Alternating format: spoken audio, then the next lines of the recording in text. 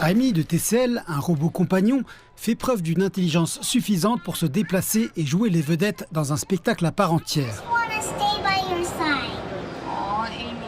Beaucoup pensent que la prochaine grande avancée technologique sera la robotique humanoïde.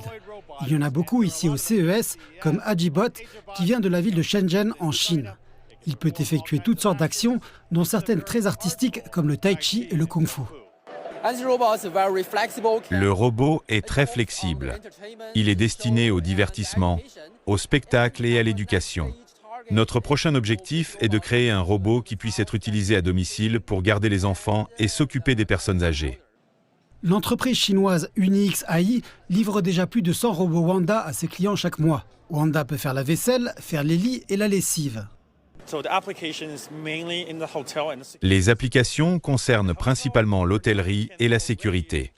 Dans les hôtels, nous pouvons déjà réaliser environ 50 à 66% des tâches effectuées par les agents d'entretien. Le dernier robot d'UniX est doté de bras à 8 degrés de liberté qui lui permettent de reproduire des mouvements fins. Mais leurs robots ne sont pas parfaits, car l'éclairage du hall d'exposition affecte la précision de Wanda lorsque le robot verse le thé. L'objectif ultime est toujours de pénétrer dans le domicile. Je vise toujours le domicile, car le marché des particuliers est le plus important au monde. Je pense que nous avons des défis à relever dans différentes pièces, car elles ont chacune leurs particularités, leurs équipements, etc. Je pense donc que l'hôtel est une étape intermédiaire.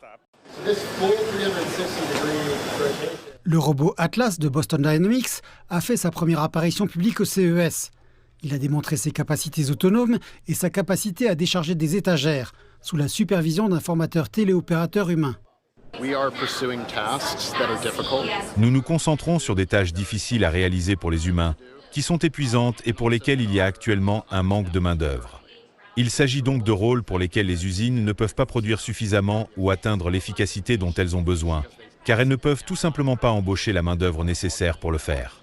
M. Ringley explique qu'Atlas peut soulever 30 kg et qu'il effectue actuellement un véritable travail dans les usines Hyundai.